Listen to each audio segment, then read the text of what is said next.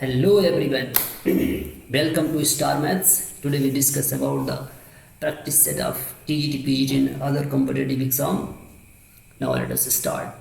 Question number first is what? Find the sum of series of 10 square, 11 square, 12 square, data 19 square. तो बड़ा interesting है, समझते हैं कैसे लगेगा। तो ये देखिए फर्स्ट क्वेश्चन यहाँ पे दे ही रखा है, आप देखते हैं क्या कह रहा है फर्स्ट क्वेश्चन। तो 10 square plus 11 square 12 square data 19 square. तो अब देखेंगे, हमें पता है कि यहाँ पे 1 से 9 की कमी है तो पूरी करेंगे। तो 1 का स्क्वायर प्लस 2 का square plus 3 square dot dot 9 square. और इसका मतलब हमने इतना ऐड कर दिया कि मेरा पहले से 10 square plus 11 square dot dot 19 square. तो माइनस क्या माइनस करना पड़ेगा, 1 का स्क्वायर प्लस 2 का स्क्वायर डॉट डॉट 9 का स्क्वायर। तो बहुत ही शानदार कॉन्सेप्ट आपको देने वाले हैं। अगर आप सीख गए तो किसी भी क्वेश्चन ऐसे कभी भी ऐसा कोई क्वेश्चन आएगा तो उसका आंसर आप 5 सेकंड में दे सकते हैं। जरा समझिए क्या बताने वाले हैं। 1 से 9 तक के नंबर्स के स्क्वायर का सम का डिजिट सम 6 होता है। अगले 9 से 18 तक के का भी डिजिट सम स्क्वायर का डिजिट सम भी कितना होगा, 6 होगा। 19 एक एक्स्ट्रा बच गया है, उसका 9 और 10 होगा, उसका डिजिट सम कितना होगा। एक हम डिजिट सम मेथड से बता रहे हैं, नॉट फार्मूला मेथड। तो 6 और इसके बाद में 1 से 9 तक का डिजिट सम कितना हो रहा है, 6। तो माइनस का 6 कर देंगे, 6 से 6 कट गया, कितना आ गया 6 और 1 7। जिस ऑप्शन का डिजिट सम 7 होगा वो आंसर सही होगा। जरा देखिए 5 8 और 1 9, 5 और 3 8, ये हो नहीं सकता। 2 और 1 3, इसका 3 ही आ रहा है, ये भी नहीं हो सकता। 2 और 1 3, 3 2 5, 5 और 6 ये हो नहीं सकता। 8 और 1 9 कट गया, 5 और 2 7, 7 बराबर 7। Answer is correct. इसका मतलब डी इज करेक्ट आंसर।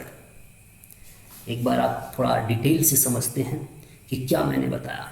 सभी लगाते हैं कैसे, फार्मूला मेथड से, लेकिन हमने फार्मूला मेथड नहीं लगाया। अब देखिए ऐसे बहुत सारे कॉन्सेप्ट आप सीखने वाले हैं। तो नए पेज पे हमने क्या बताया वो समझेंगे।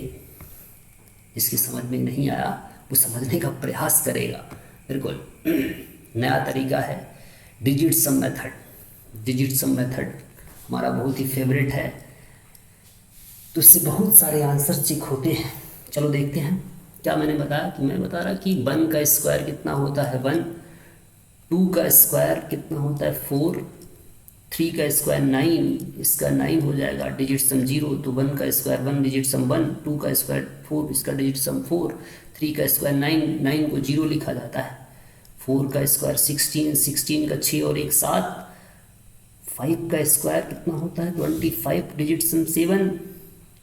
6 का स्क्वायर 36, डिजिट सम 9, 9 मतलब 0। 7 का स्क्वायर 49, 49 9 और 3 और 1 9, 49 9 4 13, 3 और 1 4। इसके बाद में 7 का स्क्वायर 8 का स्क्वायर 64, 6 और 4 10, 10 का 1 और 9 का स्क्वायर 81, फिर से 0 हो गया। तो देखिए 0 से चले थे, 0 का स्क्वायर भी 0 होता है। 0 का स्क्वायर क्या होता है 0। तो देखिए 0 1 4, यहाँ से 1 से 7 तक 4 तक 1 हो गए। अब इसके बाद में फिर से 4 से 1 तक ऐसा ही हुआ। इसका 1 4 0 7, फिर उल्टा चले 7 0 4 1 0। इसका मतलब ये कहेंगे कि 1 0 से या 1 से 9 तक के नंबर का जो डिजिट सम होता है उनके स्क्वायर के सम का डिजिट सम कितना होता है। इसका मतलब इनको भी जोड़ना पड़ेगा, इनको सभी को ऐड कर दो तो कितना आएगा 4 और 4 8 और 1 9। 9 में डिजिट सम क्या हो जाएगा, 9 को 0 लिखते हैं, क्या बचा 7 और 7 14, 14 और 1 15, 15 का 1 और 5 6। तो क्या हमने बोला कि 1 से 9 तक के नंबर का डिजिट सम कितना हो रहा है, 1 से 9 तक के नंबर के स्क्वायर के सम का डिजिट सम कितना हो रहा है 6। और 1 से 9 तक का अगर 6 हो रहा है तो देखिए 11 10 का कितना है, फिर से 1 से चालू हो गया, 11 का कितना होगा 4 होगा, 11 2 और 2 2 1 और 1 2 2 का स्क्वायर 4। इसके बाद 12 का कितना होगा 3 और 1 कितना होगा 12 का 2 और 1 3 3 का स्क्वायर 9 फिर से 0 आएगा। इसके बाद 13 का 3 और 1 4 4 का स्क्वायर 16 6 और 1 7 फिर देखिए वही आने लगा ना, रिपीट करेगा ना। तो अगर 1 से 9 तक की स्क्वायर का नंबर का डिजिट सम कितना है 6 है। इसके बाद में 9 से 18 का डिजिट सम कितना होगा वो भी क्या आएगा 6 ही आएगा। तो देखिए लास्ट वाला 19 बच गया था, 19 का स्क्वायर कितना डिजिट सम कितना हो जाएगा 9 और 1 10 10 10 में 1 का स्क्वायर 1 तो 6 और 6 12 और 1 13 13 का 3 और 1 4 और या तो पूरा एक साथ जैसा भी बताया था हमने पीछे। ठीक है, खैर फिर से आते हैं क्वेश्चन पे। क्या बताया था समझते हैं जरा। बिल्कुल तो बिल्कुल हमने यही बताया था। देखिए 1 से 9 तक के नंबर का डिजिट सम कितना होता है, स्क्वायर का डिजिट सम 6 होता है। फिर 9 से 18 तक का डिजिट सम भी 6 होता है। 19 वाले का 1 हो गया और 1 से 9 तक का घटाना होता है। तो इसका मतलब 1 से 9 तक के नंबर स्क्वायर के नंबर का डिजिट सम 6 6 से 6 कट गया 6 और 1 7। जिस ऑप्शन का आंसर 7 7 डिजिट सम 7 था वो आंसर सही हो गया। इसका मतलब डी ऑप्शन सही हो गया। चलो अब हम अगले क्वेश्चन की बात करते हैं। क्वेश्चन नेक्स्ट क्या कह रहा है कि find the range of the function. अब जरा बताइए कि रेंज क्या होता है फंक्शन का। किसी फंक्शन का रेंज होता है output the value of by. Range मतलब आंसर, रेंज मतलब हाइट ऑफ द ग्राफ। जैसे मैंने कहा कि एक स्क्वायर फंक्शन बना हुआ है, स्क्वायर फंक्शन है y equal to x square है। इसका रेंज क्या होगा तो इसका मतलब हाइट क्या है इसकी y belongs to 0 to infinitive है। मिनिमम 0 है, मैक्सिमम कितना है इन्फिनिटिव है। तो इसका हाइट क्या है 0 टू इन्फिनिटिव है। अगर मैं कहूँ कि y equal to x square plus 2 हो तो रेंज क्या होगा। तो देखिए ये अगर एक्स स्क्वायर प्लस 2 है तो कैसे बनेगा 2 यूनिट ऊपर शिफ्ट होगा, मतलब ऐसे बनेगा ग्राफ है ना। तो ये देखिए इस पॉइंट का नाम 0, 2 है। तो y की वैल्यू क्या है, रेंज हाइट क्या है ग्राफ की हाइट क्या है 2 से इन्फिनिटिव है। इसका मतलब रेंज ऑफ फंक्शन क्या है 2 से इन्फिनिटिव है। दूसरा क्या तरीका हो सकता है कि x square is greater than or equal to 0, तो x square plus 2 is greater than or equal to 0। ये y इधर 2 ऐड कर दीजिए है ना। तो ये y क्या हो, ये y बन गया। इसका मतलब y क्या आ गया 2 से इन्फिनिटिव आ गया। तो देखिए आप ऐसे भी लगा सकते हैं। तो लेकिन अब मेरे पास क्वेश्चन क्या है कि साइन एक्स वाला है। ठीक है, तो हमने हाइट बताया मतलब कि रेंज बताया। रेंज का मतलब आउटपुट्स, रेंज का मतलब है हाइट ऑफ द ग्राफ। किसी फंक्शन के ग्राफ की हाइट क्या है, जो हाइट होती है वही उसका क्या होता है रेंज होता है। वैल्यू ऑफ बाई का मतलब है, ठीक है, वो भी क्या होता है रेंज होता है। जरा इसमें देखिए हमें बताइए रेसिप्रोकल फंक्शन है। रेसिप्रोकल फंक्शन कैसे बनता है, ऐसे चला है इस तरीके से बनता है, ये ऐसे और ऊपर से आता है। ठीक है, तो ये कहते हैं डिक्रीजिंग फंक्शन। जैसे जैसे आगे बढ़ेंगे डिक्रीज करता है। तो अब देखिए हमें पता है कि साइन एक्स का मैक्सिमम वैल्यू कितना होता है मिनिमम वैल्यू -1 और मैक्सिमम वैल्यू +1। जब डिक्रीजिंग फंक्शन होता है तो उल्टा शिफ्ट होता है। ये देखिए इसमें शिफ्ट कर दीजिए -1, तो बताइए -1 शिफ्ट करेंगे तो कितना आ जाएगा, रेंज हो जाएगा 1/4 -1 +1 में बदल जाएगा। इसका मतलब ये आ जाएगा 1/4 + 1 सॉरी 4 माइनस, यहाँ पे आ जाएगा 4 1/4 - 1। इसका मतलब 1/5 1/3 किसी ऑप्शन में है क्या, 1/5 1/3 ये बिल्कुल नहीं है, ये वाला तो हो ही नहीं सकता। डी ऑप्शन सही है इसका। एक बार फिर से देख लीजिए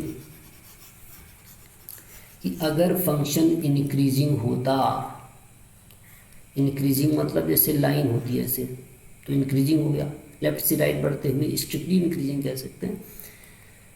तो जैसे हमने कहा फंक्शन किस तरीके को होता, इंक्रीजिंग होता तो सीधा सीधा से जैसे मान लो ऐसे लिखा होता 4 + sin 2x, इस तरीके को। तो हमें पता है कि साइन एक्स की मैक्सिमम वैल्यू कितना है +1 और मिनिमम वैल्यू कितना है -1। तो इसमें +1 रखते इसका मैक्सिमम वैल्यू मिल जाता, -1 मिलते पुट करते तो मिनिमम वैल्यू मिल जाता। तो रेंज क्या आ जाता -1 रखेंगे तो 4 से 1 जाएगा 3 आ जाएगा, और +1 रखेंगे 4 और 1 5 हो जाता अगर ऐसे था। लेकिन ये रेसिप्रोकल फंक्शन है तो इसका जो है रेंज उल्टा हो जाएगा, मतलब यहाँ पे जब यूज होगा तो -1 यूज होगा, तो -1 होगा तो हमें -1 यूज करेंगे तो क्या मिलेगा, मिनिमम वैल्यू मिलेगा, और इसके बाद में +1 यूज करेंगे तो क्या मिलेगा, मैक्सिमम वैल्यू मिलेगा, उल्टा हो जाता है। खैर, तो इसका मतलब इसका आंसर तो आप समझ ही गए कितना है। अगर हम ट्रेडिशनल मेथड लगाते हैं तो कैसे लगाएंगे, ट्रेडिशनल मेथड की बात करें, देखिए कि भाई अगर हम बात करते हैं साइन एक्स की, साइन एक्स क्या होता है, -1 से +1 होता है। अगर एंगल में कोई चेंज हो जाएगा, ठीक है, कोण में अगर कुछ भी परिवर्तन होता है उसका रेंज नहीं बदलता, तो माइनस से कह रहा माइनस से मल्टीप्लाई कर दीजिए तो इनइक्वालिटी चेंज हो जाएगी। माइनस का sign 2x is greater then -1 तो ये +1 में बदल जाएगा। माइनस से मल्टीप्लाई करेंगे तो इनइक्वालिटी चेंज हो जाएगी। ठीक है, अब देखिए इसमें क्या पूरा फंक्शन बना देते, 4 है इसमें तो 4 ऐड कर दिए तो यहाँ पे आ जाएगा 4 और 1 5 ग्रेटर देन, यहाँ पे 4 minus sine 2x is greater than 4 -1, तो ये बचेगा कितना, 5 is greater than 4 minus sine x is greater than 3। संख्या को पलट देंगे, इनक्वालिटी फिर से चेंज हो जाएगी, 1/5 is 1/4 minus sine 2x is less than or equal to 1/3। ये क्या बन गया, बाई का वैल्यू कितना आ जाएगा, 1/5 से 1/3 आ गया। ठीक है, ये आ जाएगा।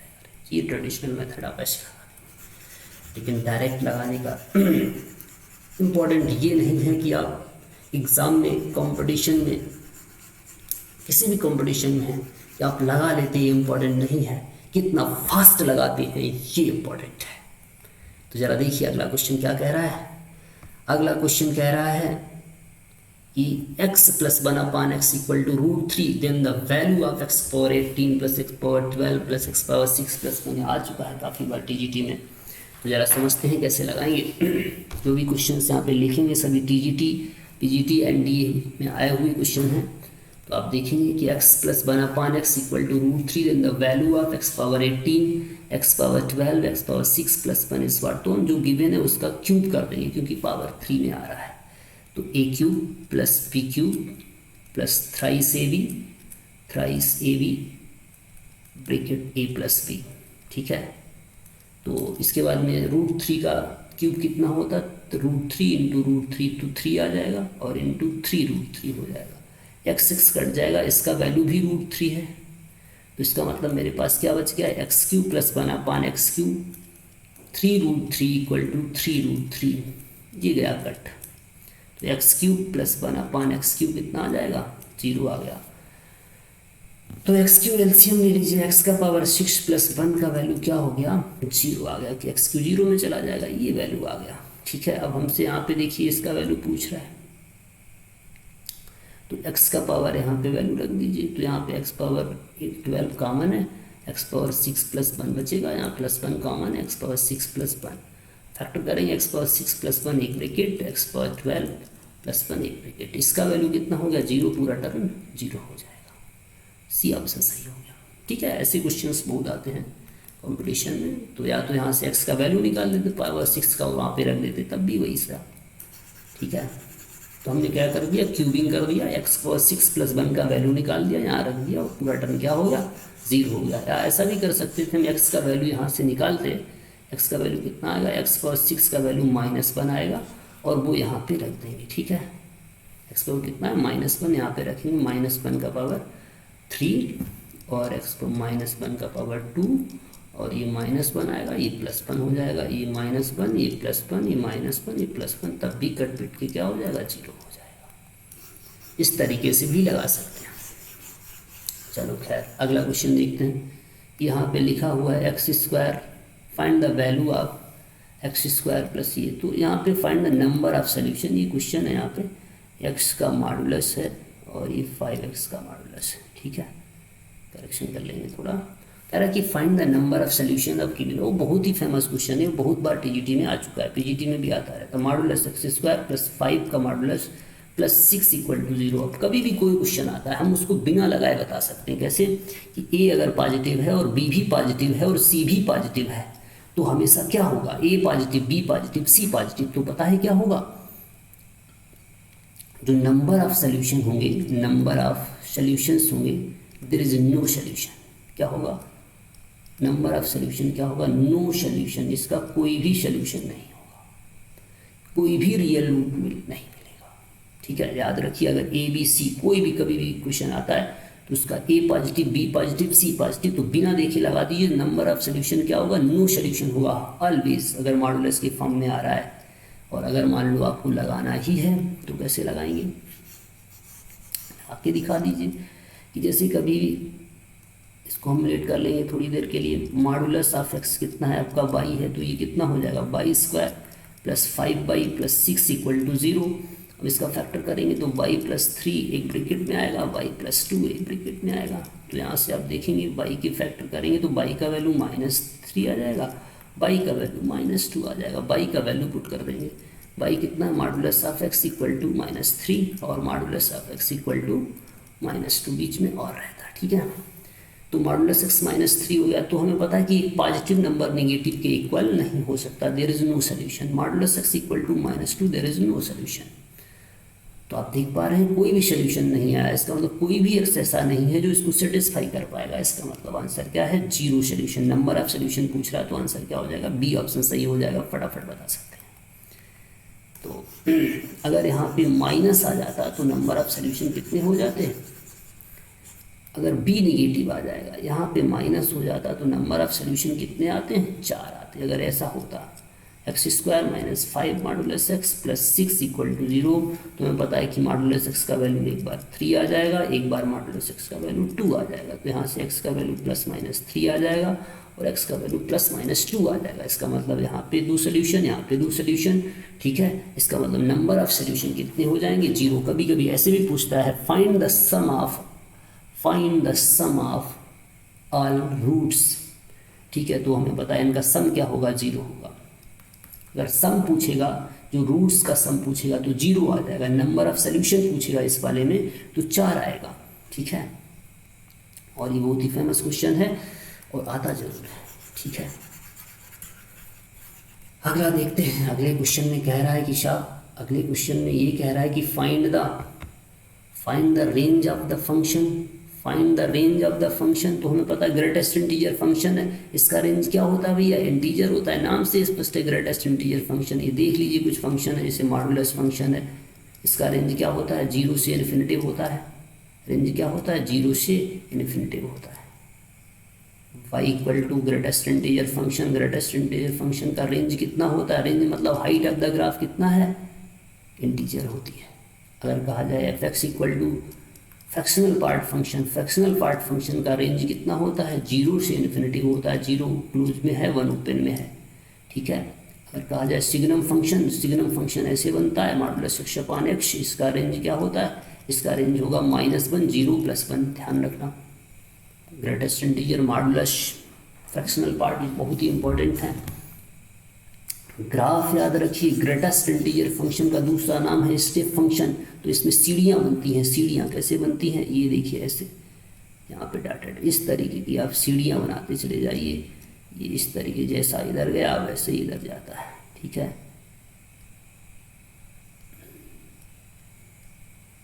वाइट के सामने वाइट बबल, ब्लैक के सामने ब्लैक बबल आना चाहिए। तो स्टेप फंक्शन होता है, रेंज क्या है, इंटीजर है। और इसके बाद में ग्रेटेस्ट इंटीजर का कैसे बनता है, ग्रेटेस्ट इंटीजर यूं झुंझुना बनता है। याद रखिए, इस तरीके का झुंझुना बन जाता है इसमें। तो चलो खैर, और आसानी से हम बता सकते थे। तो greatest integer, fractional part, modulus function, signum function बहुत ही अच्छे से तैयार करिएगा। अगर आप फंक्शन पढ़ रहे हैं तो फंक्शन का चैप्टर अगर आप अच्छे से समझना चाहते हैं, इन 4 फंक्शन को अच्छे से समझना होगा। अगला क्वेश्चन देखिए, अगला क्वेश्चन क्या कह रहा है, अगला क्वेश्चन कह रहा है कि a + b = π/2 है। सॉरी, यहाँ पे π/2 ना होते हुए π/4 है। देखिए यहाँ पे π/4 है। तो कह रहा है कि then the value of 1 + tan a 1 + tan b is what. तो हम ऐसा करेंगे, यहाँ पे एक वैल्यू जीरो पुट कर देंगे फटाक से।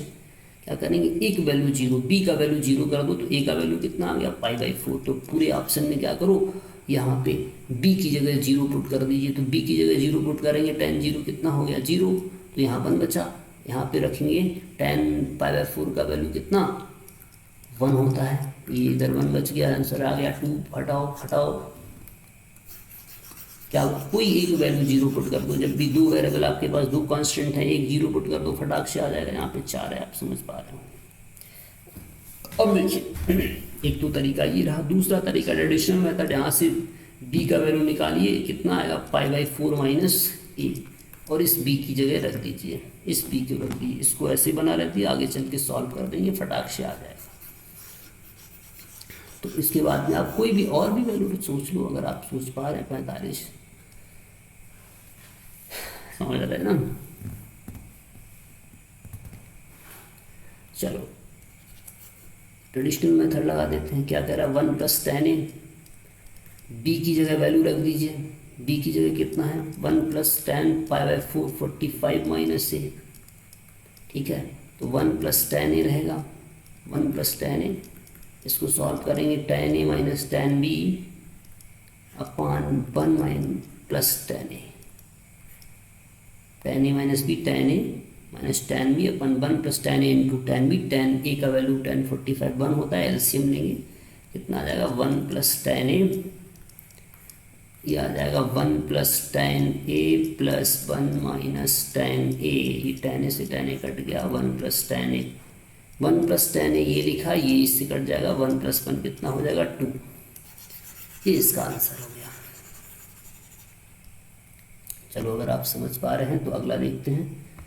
अगला क्वेश्चन क्या कह रहा है कि भैया ऐसे लिखा हुआ है कि फाइंड द वैल्यू ऑफ इतना, तो आयोटा के बारे में जाने। देखिए मैथमेटिशियन आयलर थे, तो जो भी क्वेश्चन वो सॉल्व कर रहे थे तो उनसे सॉल्व नहीं हो पाया। क्या, x² = -1, तो गुरु गए, तो अब सब क्या किया जाए, बोले √-1, तो इसी का नाम पड़ गया आयोटा। मैथमेटिशियन आयलर ने बताया था ये। तो आयोटा पढ़ा जाता है, तो इसका मतलब क्या है, -1 कितना होता, आई के इक्वल होता है, इसी को क्या बोलते हैं, आयोटा। ठीक है, -1 ही क्या होता है, आयोटा होता है। खैर इसके बारे में ज़रा जानते हैं। तो इसका मतलब हमें क्या पता जाए, पावर ऑफ आयोटा की बात करें तो आयोटा का पावर 1 कितना होता है, आयोटा। आयोटा का पावर स्क्वायर कितना होता है, -1। आयोटा का power 3 iota square into iota कितना होता है, माइनस आयोटा। और आयोटा का पावर 4 कितना होता है, आयोटा का पावर 4 कितना होता है, iota square into iota square. Iota power 4 कितना होगा, iota square into iota square plus का 1। वो कह रहा अगर सभी नंबर को ऐड कर दिया जाए, iota plus iota square plus iota का पावर 3 प्लस आयोटा का पावर 4, अगर सभी को ऐड कर दिया जाए तो इनका डिजिट सम, इनका सम क्या हो जाएगा, 0 हो जाएगा, 0 हो जाएगा। इसका मतलब हम एक कंक्लूजन निकाल सकते हैं क्या, कि साहब देखिए कि 4 कंसेक्यूटिव अगर आयोटा कहीं पे भी आएंगे, 4 कंसेक्यूटिव आयोटा अगर कहीं पे भी आएंगे, आयोटा का पावर m + 1, आयोटा का पावर m + 2, आयोटा का पावर m + 3, ठीक है, तो उनका सम क्या होगा, 0 होगा। ये नोट करके आप समझ सकते हैं, ठीक है। 4 कंसेक्यूटिव आयोटा का सम क्या होगा, 0 होगा। तो अगर कल को हमसे ऐसे पूछा जाए, क्या पूछा जाए समझना ज़रा,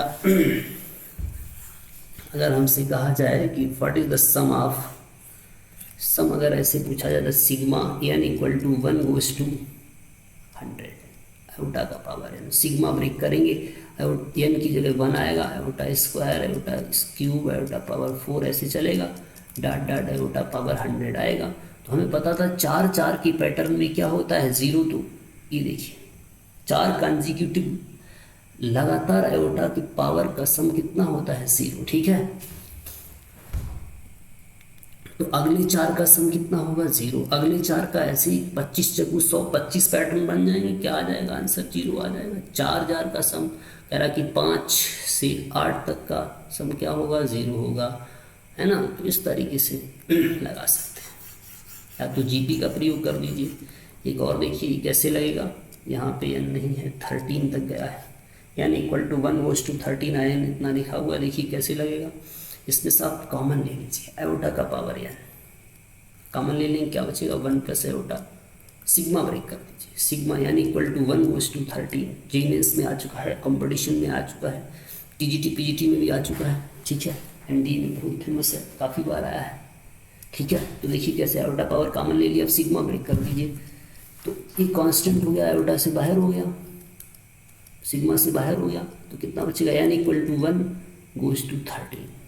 कितना बचा, आयोटा का पावर एन। अब सिग्मा ओपन करिए, 1 प्लस आयोटा